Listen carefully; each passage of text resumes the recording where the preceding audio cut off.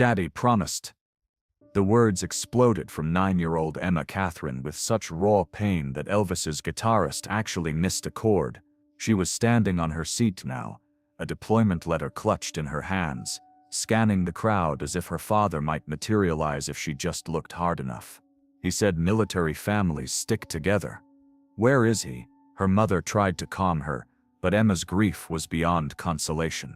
This was supposed to be their night, their annual Elvis tradition, and now she was alone with an empty seat that felt like a betrayal. Elvis had seen a lot of heartbreak in his career, but he'd never seen a child's faith and promises shatter so completely in front of 20,000 witnesses. But to understand why this moment would transform Elvis from entertainer to father figure, you need to know about the promise that started it all. Because this story begins 3 years earlier, when a young soldier made his daughter a vow that would echo through the most emotional concert in music history. It was March 15, 1974, at the Memphis Coliseum. Elvis was performing his annual hometown show, and the energy was electric. 20,000 fans packed the arena, but in row 3, center section, something special was happening. Colonel Michael Katherine, a 32-year-old Army officer on leave, had brought his 6-year-old daughter Emma to her very first Elvis concert. "Daddy, is that really Elvis?" Emma had whispered, her eyes wide with wonder as the king of rock and roll took the stage. "The real Elvis who sings on the radio. That's him, sweetheart." Michael had smiled, lifting her onto his lap so she could see better. "And I promise you something right now. Every year that I'm able, we'll come to Elvis's Memphis show together. It'll be our special tradition, just you and me." That promise had meant everything to Emma. For 2 more years they'd kept their tradition alive. Row 3, center section. Same seats every March. Father and daughter, sharing their love of music, creating memories that would last a lifetime. But promises Emma was learning were sometimes impossible to keep. The trouble started 6 months before this March 9. Colonel Katherine received deployment orders to an overseas military base. The mission was classified, the duration uncertain, and the timing couldn't have been worse. Emma's 9th birthday was approaching, and with it their annual Elvis tradition. "I'll try to get leave," Michael had promised his daughter as he packed his uniforms. "The Army understands family obligations. I'll do everything I can to be here for our Elvis night." But the Army had other plans. 3 weeks before the concert, Rebecca Katherine received the call that would shatter her daughter's world. Michael's leave request had been denied. He would miss their tradition for the first time ever, and there was nothing anyone could do about it. Rebecca had tried to prepare Emma gently. "Honey, Daddy's job is very important. Sometimes soldiers have to miss things they don't want to miss." "But he promised, Mama," Emma had cried. "He said we'd always go together. Always." "I know, baby, but sometimes grown-up promises are harder to keep than we think." The night of the concert arrived with Emma clinging to desperate hope. Maybe Daddy had found a way. Maybe he'd surprise her. Maybe promises really did matter more than Army orders. But as they took their seats in row 3, that empty chair beside her told a different story. Elvis had just begun his opening number when Emma's composure finally cracked. The sight of that empty seat, the weight of broken promises, the reality that her father was thousands of miles away, it all became too much for a 9-year-old heart to bear. "Daddy promised," she screamed, her voice cutting through the music like a wounded animal's cry. The deployment letter in her hands, the one that had officially destroyed their tradition, was now crumpled from her desperate grip. The entire Coliseum heard her. 20,000 people turned to look at this little girl, whose world was falling apart in public. Elvis stopped singing mid-verse, his performer's instincts telling him that something more important than entertainment was happening in his audience. He said military families stick together. Emma continued, her voice breaking with each word. "Where is he? Where is my daddy?" Rebecca tried to pull her daughter down, tried to quiet her grief, but Emma's pain was beyond consolation.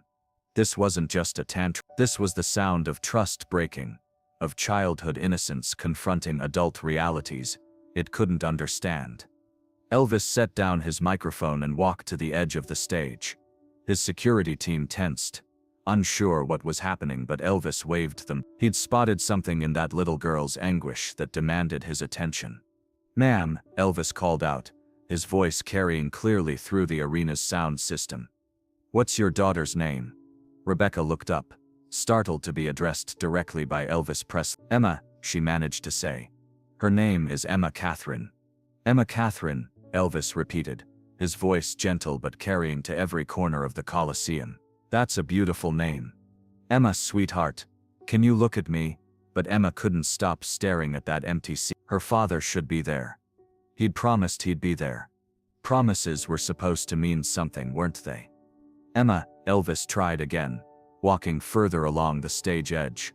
"I can see you're hurting, honey. Can you tell me what's wrong?" Finally, Emma looked up at Elvis, her face streaked with tears, her small body shaking with sobs. "My daddy's supposed to be here," she said, her voice barely audible but somehow carrying through the silent arena. "We come every year. It's our tradition. But the army took him away." Elvis felt something shift inside his chest. He'd seen heartbreak before, had consoled countless fans over the years, but there was something about this child's raw honesty that hit him differently.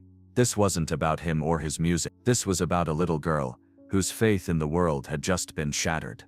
"The army took your daddy away?" Elvis asked gently. Emma nodded, holding up the crumpled deployment letter. "He's a colonel. He fights bad guys so good people can be safe. But he promised he'd never miss our Elvis night. He promised." The word "promised" came out like an accusation against the universe itself. 20,000 people held their breath, witnessing something more real than any performance they'd ever seen. Elvis made a decision that would change both their lives forever. "Emma, I want you to come up here with me. Would that be okay?" "I don't want to," Emma whispered. "I want my daddy." "I know you do, sweetheart. But sometimes when our daddies can't be with us, we need to find other ways to feel their love. Will you trust me?" Rebecca looked uncertain, but Elvis's security team was already moving to escort them backstage and then onto the stage. Within minutes, Emma found herself standing beside Elvis Presley in front of 20,000 people, still clutching her father's deployment letter. "Ladies and gentlemen," Elvis announced to the crowd, "I want you to meet my friend Emma Katherine. Emma's daddy is Colonel Michael Katherine, and he's serving our country overseas right now. Emma and her daddy have come to my Memphis show every year since she was 6 years old. It's their special tradition." The crowd murmured sympathetically, beginning to understand the gravity of what they were witnessing. "But this year," Elvis continued, "duty called Colonel Katherine away from his little girl. And Emma is learning something that every child of a military family has to learn. Something that's harder than any adult should have to teach and any child should have to understand." Elvis knelt down to Emma's level, speaking directly to her, but allowing the microphone to carry his words to the audience. "Emma, can I tell you something about daddies who serve their country?" Emma nodded, still sniffling. "When a daddy like yours takes an oath to protect his country, he makes a promise to everyone. He promises to put service before himself, duty before comfort, and sometimes, heartbreakingly, mission before family. That doesn't mean he loves you any less. It means he loves his country and his family so much that he's willing to sacrifice his own happiness to keep everyone safe. But he promised we'd always come together." Emma whispered. "I know, sweetheart, and I bet when he made that promise, he meant it with all his heart. But sometimes grown-ups make promises they hope they can keep, and then life demands something different from them. That doesn't make the promise a lie. It makes it a hope that didn't come true." Elvis paused, looking out at the audience, then back at Emma. "But you know what? I think your daddy is here tonight after all." Emma looked around confused. "Where?" "He's here in your heart," Elvis said gently. "He's here in this tradition you two created together. He's here in your love for music, in your understanding of sacrifice, in your strength to keep going even when you're hurting." Elvis stood up and addressed the crowd again. "Ladies and gentlemen, I've been performing for over 20 years, and I've learned something important. Music isn't just entertainment. It's connection. It's love made audible. It's the way we touch each other's hearts across distance and time." He looked down at Emma again. "Emma, I can't bring your daddy home tonight. I can't change army orders or speed up deployment. But I can promise you something. Every note I sing tonight, I'm going to sing for your daddy too, and I want you to help me." "How?" Emma asked. "I want you to sing with me. I want your voice to carry across the world to wherever your daddy is right now. I want him to feel your love through our music. Can you do that for me?" Emma nodded slowly, beginning to understand that while her tradition had been broken, something new might be beginning. "What's your daddy's favorite Elvis song?" Elvis asked.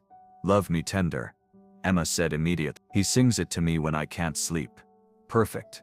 Elvis smiled. "Ladies and gentlemen, this song is for Colonel Michael Katherine, wherever he is tonight, from his daughter Emma, and all of us who understand that love doesn't end just because distance separates us." As Elvis began the gentle opening notes of Love Me Tender, something magical happened. Emma's small voice joined his, tentative at first, then growing stronger. The 20,000 people in the audience began singing along, creating a chorus of support that surrounded the little girl like a musical embrace. "Love me tender, love me sweet, never let me go." As they sang together, Emma felt something she hadn't expected. Her daddy wasn't physically there, but his love was. His presence was in the tradition they'd created, in the music they'd shared, in the strength he'd taught her by example. When the song ended, the arena erupted in the longest standing ovation Elvis had ever received. But it wasn't just for him. It was for Emma, for her father, for all the military families who sacrificed together,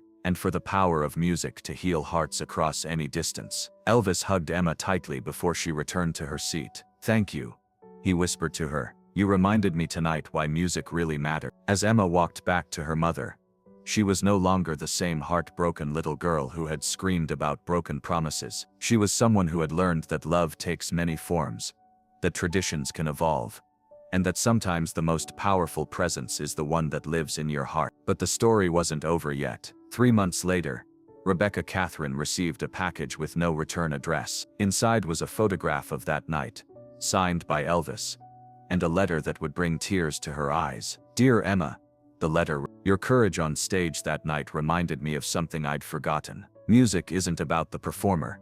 It's about the people we perform for. Thank you for teaching me that lesson. I hope your daddy comes home safe and soon. Your friend Elvis." Also in the package was something that would become Emma's most treasured possession, a recording of their duet from that night, with a note, "For those times when you need to remember that love doesn't depend on distance." 6 months after the concert, Colonel Michael Katherine finally returned home. The first thing he and Emma did together was listen to that recording. And for the rest of Elvis's life, every time he performed Love Me Tender, he thought of a little girl who taught him that sometimes the most important thing a performer can do is help someone remember they're not alone. The tradition continued, but it was different now. When Michael could be there, they sat together. When duty called him away, Emma went with her mother, but she always brought that recording, and she always saved a seat for her daddy's love, even when his body couldn't fill it. Years later, Emma would tell her own children about the night Elvis Presley taught her that broken promises don't always mean broken love, and that sometimes the strongest presence is the one that lives in your heart. She learned that military families are held together, not just by shared time, but by shared understanding, shared sacrifice, and shared strength.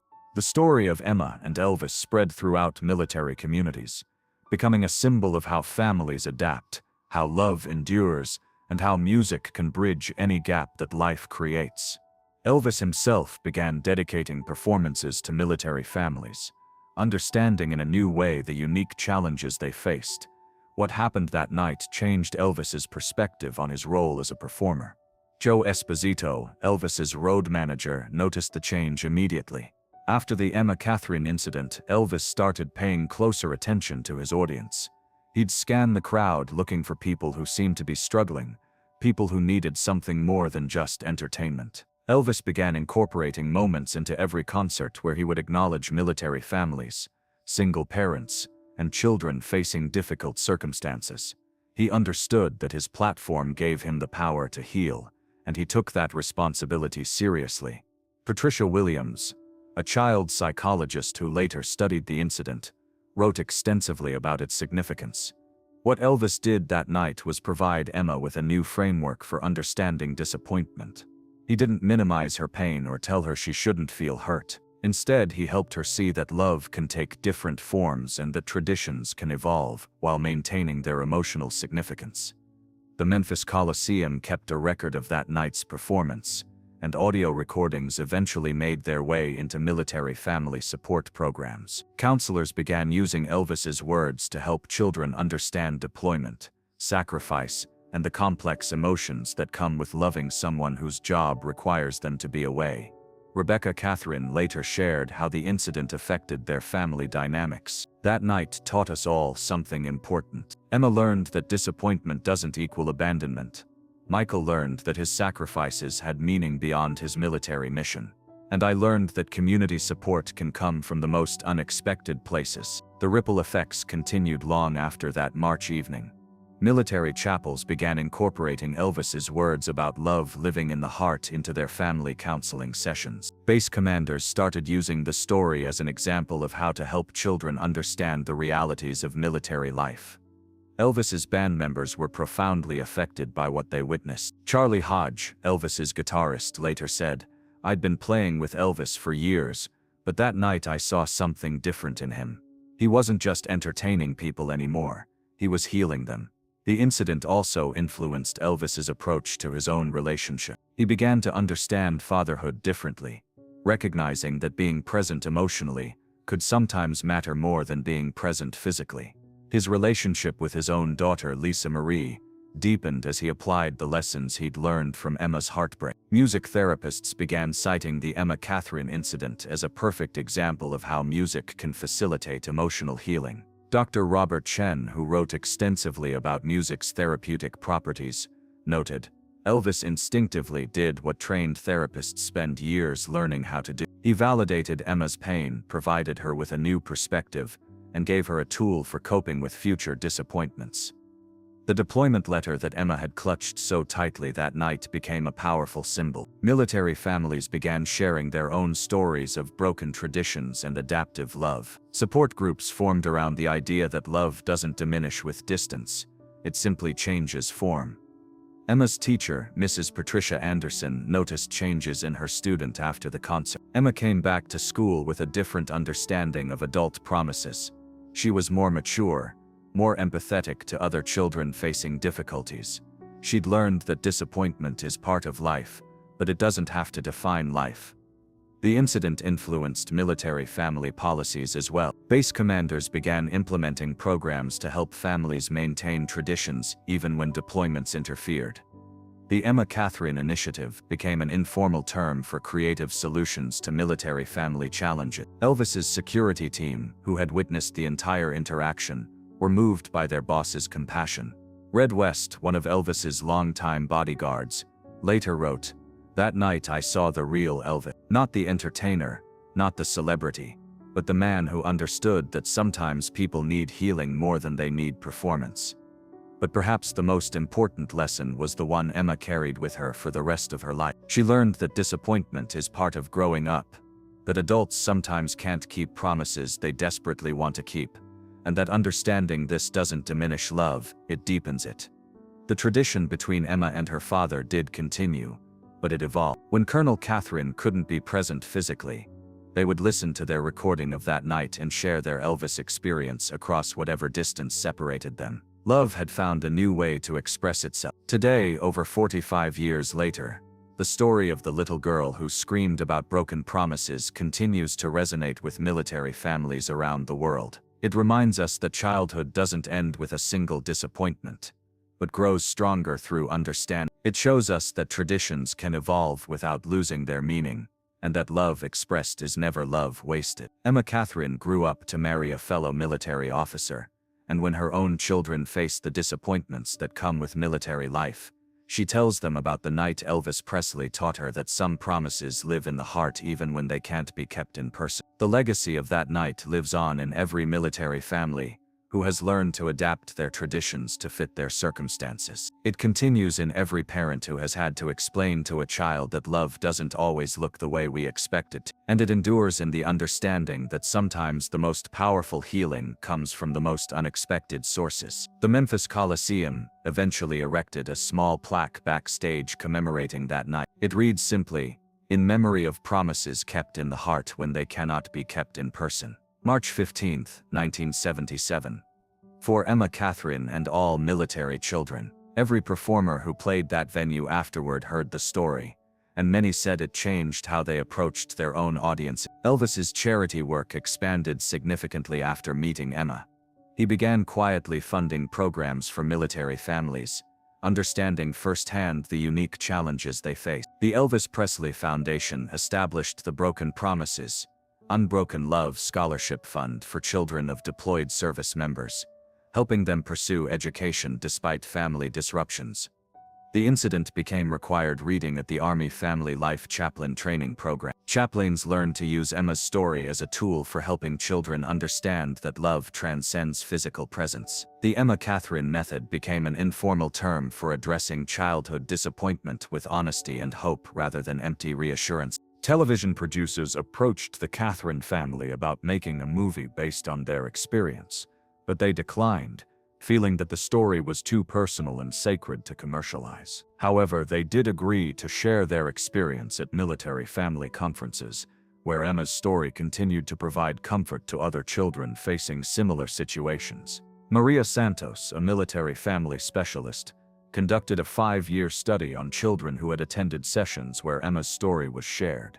Her findings showed that children who heard the story demonstrated better coping mechanisms when faced with deployment-related disappointments. Emma's experience gave them a framework for understanding that disappointment doesn't equal abandonment, Dr. Santos noted. The recording of Elvis and Emma's duet became a treasured artifact among Elvis collectors, but more importantly, it found its way into military family therapy sessions worldwide. Therapists discovered that playing the recording helped children articulate their own feelings about absent parents. Military wives support groups began hosting annual Emma Katherine Nights, where families would share their own stories of adapted traditions and long-distance love. These gatherings became crucial support networks for families navigating the complex emotions of military life. Colonel Katherine himself became an advocate for military family programs after his retirement. He often spoke about how his daughter's strength that night taught him that children are more resilient than adults often realize, but only when their emotions are validated rather than dismissed. Emma taught me that promises aren't just about keeping your word, Colonel Katherine would tell audiences at military conferences. Sometimes the most important promise you can keep is the promise to love someone regardless of circumstances beyond your control. The story influenced policy changes as well. Military leadership began implementing family tradition protection programs, where commanders would try to schedule leaves around important family events when possible. While not always feasible, the effort showed military families that their emotional needs were recognized and valued. Elvis's own relationship with military families deepened significantly after that night. He began visiting military bases regularly, not for publicity but to connect with families facing separation. Base commanders noted that Elvis seemed particularly drawn to speaking with children, often sharing Emma's story and the lessons it taught him. The incident also influenced how Elvis approached his own fame and responsibility. In interviews during his final years, he frequently referenced that night as a turning point in understanding what it meant to be a public figure. "That little girl taught me that people don't just come to my shows for entertainment," he would say. "Sometimes they come looking for healing, for connection, for hope. I have a responsibility to provide that when I can." Music therapy programs in military hospitals began incorporating Elvis's approach from that night. Therapists learned to validate emotional pain before offering solutions, to help patients understand that their feelings were legitimate even when circumstances couldn't be changed. The psychological impact of the incident extended beyond the Katherine family. Studies showed that audience members who witnessed the interaction reported feeling more connected to their own families and more empathetic toward military families. Several couples in attendance that night later credited the experience with improving their own parent-child relationships. Emma's schoolmates were profoundly affected by her experience as well. Her teacher organized class discussions about different types of families and different ways of showing love. Children began sharing their own stories of absent parents, grandparents, or siblings, creating a more understanding and supportive classroom environment. The incident became a case study in crisis communication as well. Business schools analyzed how Elvis handled an unexpected emotional situation in a public setting, using it as an example of authentic leadership under pressure. His decision to prioritize human need over professional protocol became a model for authentic leadership. 20 years after that night, Emma Katherine, now a mother herself, returned to Memphis with her own daughter to attend an Elvis tribute concert. She was surprised when the tribute artist paused mid-performance to tell her story, explaining that it had become part of Elvis folklore. "Your mama taught the king of rock and roll about the power of keeping promises in your heart," the performer told Emma's daughter. Military family advocacy organizations began using Emma's story in their materials for congressional hearings on military family support funding. Her experience provided a human face to statistics about deployment stress and family separation, helping lawmakers understand the real impact of their decisions on military children. The story found its way into academic research as well. Sociologists studying military family dynamics often referenced the Emma Katherine incident as an example of community support systems and adaptive family traditions. Her experience became a touchstone for understanding how families navigate unexpected challenges. International military communities embraced Emma's story as well. NATO family support programs began sharing the incident across member nations, helping military families worldwide understand that the challenges they faced were universal. Emma's experience transcended cultural boundaries, speaking to the fundamental human need for connection and understanding. The incident influenced children's literature as well. Several authors wrote books for military children based on Emma's experience, helping young readers understand that promises can live in the heart even when they can't be kept in person. These books became staples in military base libraries and family resource centers. Documentary filmmakers eventually created a short film about that night, featuring interviews with audience members who had witnessed the event. Many described it as one of the most moving experiences of their lives, saying it changed their understanding of what community support really means. The Elvis Presley estate continues to honor Emma's story through their charitable work. Each year on March 15th, they hold a special event for military families, featuring performances and support programs. Emma herself has attended several of these events, continuing to share her story and its lessons with new generations of military children. Educational institutions began incorporating the Emma Katherine story into their curricula for students studying psychology, social work, and military families. Her experience became a teaching tool for understanding childhood resilience, adaptive coping mechanisms, and the power of community intervention during crisis moments. The ripple effects of that one night in Memphis continue to spread, touching lives in ways that Elvis and Emma could never have imagined. It stands as a testament to the power of human connection, the importance of validating emotional pain, and the possibility of finding healing in the most unexpected places. Have you ever had to learn that love takes different forms than you expect? Share your story in the comments below, because just like Emma discovered that night in Memphis, sometimes our greatest growth comes from our greatest disappointments, and sometimes the most beautiful music comes from the most broken heart.